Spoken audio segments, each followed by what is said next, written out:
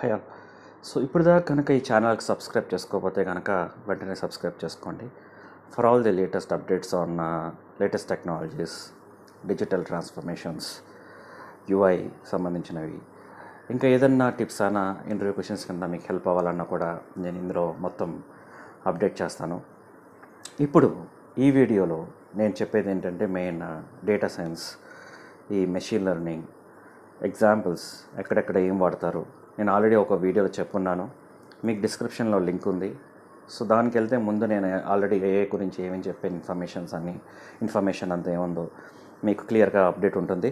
ఇప్పుడు నెక్స్ట్ నేను చెప్పాలంటే ఇందులో డేటా సైన్స్లో చాలా ఇండస్ట్రీస్లో ఈ డేటా సైన్స్ అనేది మనం వాడుతున్నాం. ఫర్ ఎగ్జాంపుల్ ఫేస్ రికగ్నిషన్లో కూడా ఎక్కువ వాడతాం. బ్యూటీ మార్కెట్లో మనం ఎక్కువ వాడుతున్నాం. Email spam and malware filtering అంటే ఈమెయిల్స్ అన్నీ డిటెక్ట్ చేసి ఏవి స్పామో ఏవి కరెక్ట్ ఇంపార్టెంట్ మెయిల్సో ఈ డిటెక్ట్ చేసుకునేలాగా అల్గోరిథం అనేది మనం రాసుకోవచ్చు. దీని ద్వారా మనం మెయింటైన్ చేసుకోవచ్చు.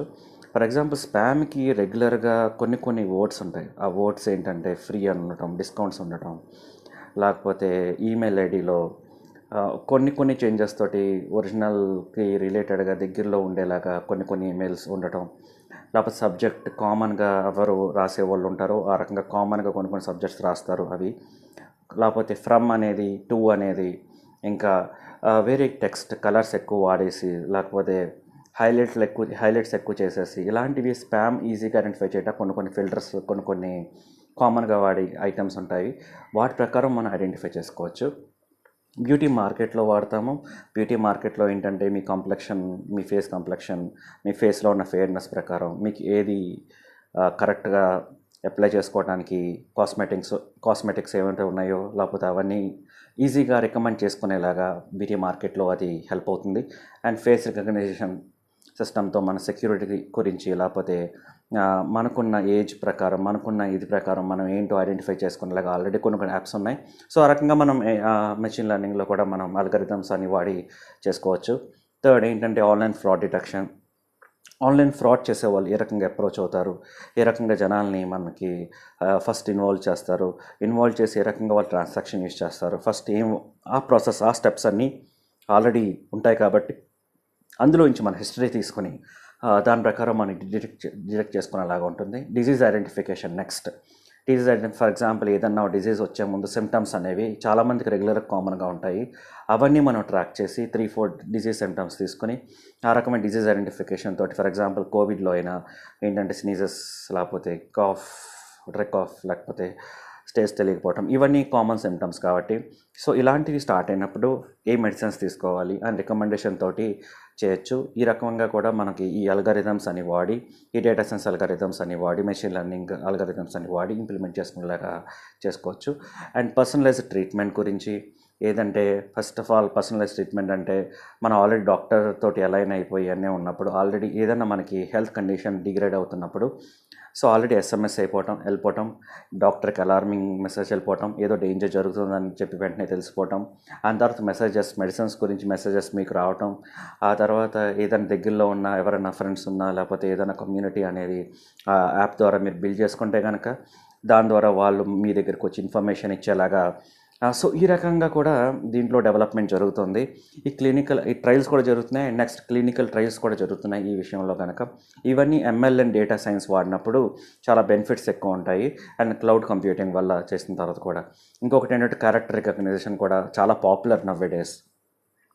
ఈ క్యారెక్టర్ రికగ్నిషన్ అంటే ఫస్ట్ ఆఫ్ ఆల్ అతని క్యారెక్టర్ అనేది కొన్ని behavioural symptoms, body behavioural symptoms వల్ల కూడా క్యారెక్టర్ అనేది ఏంటో అర్థమవుతూ ఉంటుంది ఒక్కొక్క మనిషిది.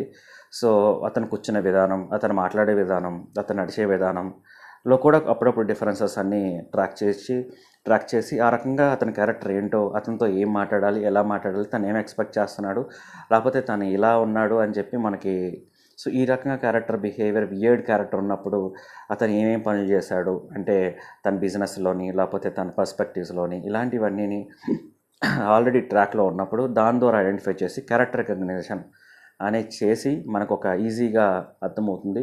సో ఇందులో కూడా మనం అల్గరిథమ్స్ అని వాడి ఇంప్లిమెంట్ చేసుకోవచ్చు. ఈ machine learning algorithms and data science algorithms. So ఇందులో కూడా ఎక్కువ వాడుతున్నారు. So first of all analytics, ఈ డేటా సైన్స్ అనేది అనలైటిక్స్ ఎలా చేస్తారు? ఫస్ట్ ఆఫ్ ఆల్ ఏంటంటే గోల్. సో ఏదన్నా ఈ ఎగ్జాంపుల్స్ నేను ఏవైతే చెప్పానో, ఫస్ట్ ఏ ఎగ్జాంపుల్లో అయినా మనం స్టార్ట్ చేయాలంటే ఫస్ట్ ఎలా స్టార్ట్ చేస్తాం?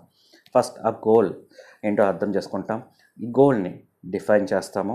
ఆ తర్వాత బిజినెస్, ఇది ఎవరెవరికి క్యాటర్ చేస్తుంది, ఎవరెవరు దీన్ని ఇంట్రెస్ట్ చూపిస్తారు, ఆ బిజినెస్ని అర్థం చేసుకోవాలి. అర్థం చేసుకున్నాక ఏదన్నా హెచ్ఆర్ ప్రాబ్లం ఉన్నా ఏమన్నా సరే అవిని రాసుకుంటాము. KPIs, key performance indicators, so ఎక్కడెక్కడ ఏ సెక్షన్స్లో ఇది ఎక్కువ పెర్ఫామ్ చేస్తుంది ఈ ఐడియా, సో అలాంటివి ఏ కేటగిరీస్కి ఏది క్యాటర్ చేస్తుంది, ఈ కీ పెర్ఫార్మెన్స్ ఇండికేటర్స్ని మనం ముందుగా అన్నీ లిస్ట్ చేసుకోవాలి. నెక్స్ట్ ఐడెంటిఫై ప్రాబ్లమ్స్, ఇందులో ఉన్న రిస్క్స్ ఏంటి, ఇందులో ప్రాబ్లమ్స్ ఏంటి, సో మొత్తం అన్నీ మనం రాసుకోవాలి.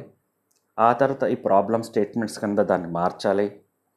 ఈ డిఫైన్ ప్రాబ్లమ్ స్టేట్మెంట్స్ మొత్తం డిఫైన్ చేసుకోవాలి, ఎవ్రీ ప్రాబ్లమ్ స్టేట్మెంట్. ఆ తర్వాత చేసుకున్న తర్వాత మొత్తం అన్నీ మనకి దగ్గర రెడీగా ఉన్నాక ఈ టార్గెట్ అవుట్కమ్, అంటే కరెక్ట్గా ఏం చేస్తే దీని టార్గెట్ మనం రీచ్ అవుతాం అని చెప్పి మనం అవుట్కమ్ బేస్డ్ డెసిషన్స్ అనేవి తీసుకోవాలి. అప్పుడు మనకి అల్గారిథం అనేది నీట్గా రాసుకోవచ్చు. ఇంకేంటంటే మీ కాన్ఫిడెన్స్ కూడా ఎక్కువ ఉండాలి.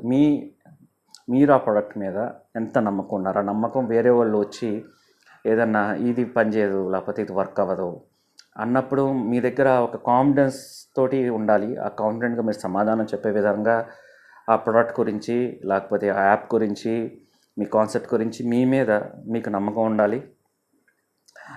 అప్పుడు ఏదైనా మీరు ఎదరికెళ్తారు, లేకపోతే చాలామంది క్రిటిక్స్ ఉంటారు. ఏదైనా అన్నప్పుడు ఈ ఐడియాస్ అనేవి డ్రాప్ అయిపోతుంటాయి ఆటోమేటిక్గా. సో అందులో ఈ గాడ్ చేసుకోవాలి. ఈ బయాసెస్ ఏమైనా ఉన్నప్పుడు మనం బ్యాలెన్సింగ్ చేసుకుంటా ఒకవేళ మనం చెప్పే విధానంగా, సో వాళ్ళు కూడా కొన్నిసార్లు మనకి ఇన్పుట్స్ ఇస్తారు. అవి తీసుకుంటే వాళ్ళకి దూరంగా ఉండకుండా అలా అని కాదు, కానీ బస్ ఇన్పుట్స్ అన్ని తీసుకుని సో దాని మీద ఎలా వర్క్ చేయాలనేది మనం కాన్ఫిడెంట్ ఉంటే కనుక సో మనం డిఫరెంట్ ఈ సెక్షన్స్లో మనం క్యాటర్ చేయొచ్చు. ఈ మెషిన్ లెర్నింగ్ అల్గరిథమ్స్ అని వాడి, డేటా సైన్స్ అని వాడి.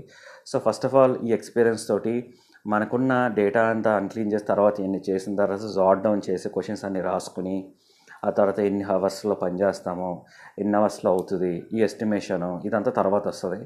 ఆ తర్వాత ఇందులోంచి ఇన్సైట్స్ అన్ని తీసుకొని దాని నుంచి మనం ప్రొడక్ట్ అనేది స్టార్ట్ చేసుకోవచ్చు. సో ఏ అల్గరిథమ్స్ అనేవి వాడాలి, ఎలా వాడాలి అని చెప్పి నేను నెక్స్ట్ వీడియోస్ చెప్తాను. సో మీకు ఇంకేమన్నా డీటెయిల్స్ కావాలన్నా మీరు కమెంట్ బాక్స్లో రాయండి. మీకు ఇన్ఫర్మేషన్ ఇంకొద్ది అల్గరిథమ్స్ గురించి కావాలంటే కనుక నేను అప్డేట్ ఇస్తాను. అండ్ ఎక్కువ మంది అడిగితే కనుక, ఎక్కువ మందికి అది నెసెసిటీ ఉంటే కనుక నేను వీడియో చేస్తాను. So please subscribe if you didn't. Okay, thank you.